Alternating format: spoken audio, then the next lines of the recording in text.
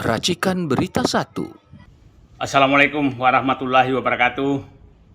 31 Desember 2024, bangsa Indonesia bagaikan kena petir di siang bolong karena lembaga OCCRP mengumumkan mantan Presiden Jokowi sebagai finalis pemimpin terkorup 2024. Dan banyak yang kaget, tapi saya salah seorang yang tidak kaget karena saya memang menduga bahwa korupsi Indonesia selama pemerintahan Jokowi memang sangat-sangat marak. Nah, kemarin mantan Presiden Jokowi juga sudah memberikan klarifikasi dan seakan menantang. Tantangannya ada 4. 1, silahkan buktikan. 2, apa yang saya korupsi. 3, ini framing jahat. Yang keempat, agar ini diproses hukum saja. Nah, itu kita sekarang mau bantu rakyat untuk mengetahui apakah betul Presiden Jokowi melakukan korupsi seperti yang dituduhkan tersebut. Saya ingin mencoba merangkum kalau Jokowi memang melakukan korupsi, dibilang mana, sektor mana atau klaster mana terjadi korupsi. Saya mencoba membagi 5 klaster modus korupsi yang dilakukan oleh mantan Presiden Joko Widodo. Klaster pertama adalah klaster korupsi yang ditujukan untuk mendapatkan kekuasaan dan melanggengkan dinasti. Ini banyak contoh yang terjadi tentang hal ini. Masih ingat dulu kasus tentang ditutupnya kasus pelanggaran denda pelanggaran hutan, kemudian 3,3 juta hektar sawit itu hilang begitu saja. Nah, itu saya punya keyakinan bahwa ini ada kaitan dengan untuk melanggengkan kekuasaan, sehingga perlu untuk meredam kasus-kasus besar dan bisa terjadi negosiasi di balik pintu. Yang kedua, klaster kedua adalah itu menjarakan lawan-lawan politik. Itu klaster korupsi kedua.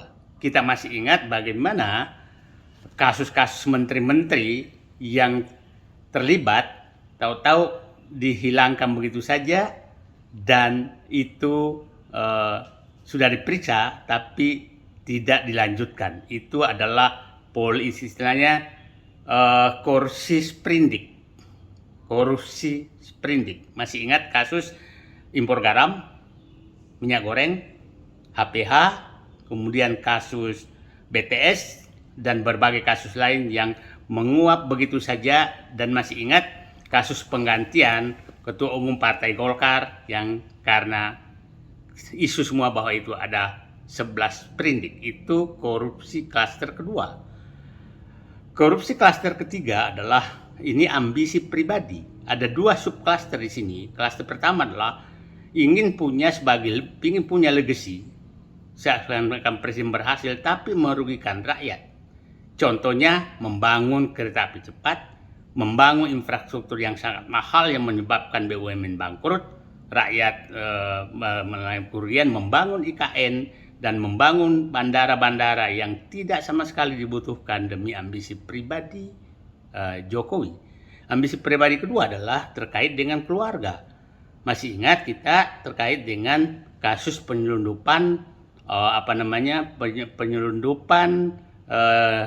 nikel yang disebutkan oleh almarhum Faisal Basri melibatkan Airlangga Hartarto dan Bobi Nasution. Kemudian kasus Blok Medan dengan berbagai kasus. Yang keempat adalah klaster penggunaan uang negara untuk menyogok rakyat. Utang BUMN, utang negara sangat naik karena betul-betul digunakan untuk membuat bansos pencitraan yang sangat banyak. Yang dilakukan itu dalam rangka menyogok rakyat. Itu klaster keempat. Klaster kelima yang terakhir adalah klaster korupsi dengan menyogok oligarki. oligarki kita tahu bahwa ini betul-betul menjadi penyokong utama kekuasaan Jokowi dan dinasti Jokowi selama 10 tahun.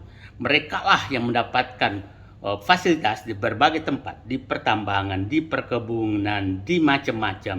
Nah, untuk melanggengkan kekuasaan Presiden Jokowi. Nah, ini puncaknya terjadi adalah oligarki adalah pemberian PSN di berbagai tempat dan fasilitas-fasilitas lain. Sangat jelas bahwa itu merugikan negara, merugikan rakyat. Anda bayangkan contoh kasus PIK 2, rakyat dipaksa dengan status PSN dan Rempang juga demikian. Nah, yang terakhir, yang paling saya was-was adalah bahwa siapa tahu sebenarnya lembaga OCCRP memberikan status mantan Presiden Joko Widodo selaku finalis pemimpin terkorup di dunia. Siapa tahu mereka memiliki data lengkap terhadap korupsi atau korupsi yang dilakukan dan disembunyikan di luar negeri. Ini yang paling was-was. Kalau itu terjadi, maka memang kita anggap bahwa siapa tahu 1 Januari 2025 OCCRP menyelamatkan negeri ini dengan membuka selebar-lebarnya korupsi yang sudah terjadi selama pemerintahan Joko Widodo. Tunggu edisi berikutnya. Terima kasih. Assalamualaikum warahmatullahi wabarakatuh.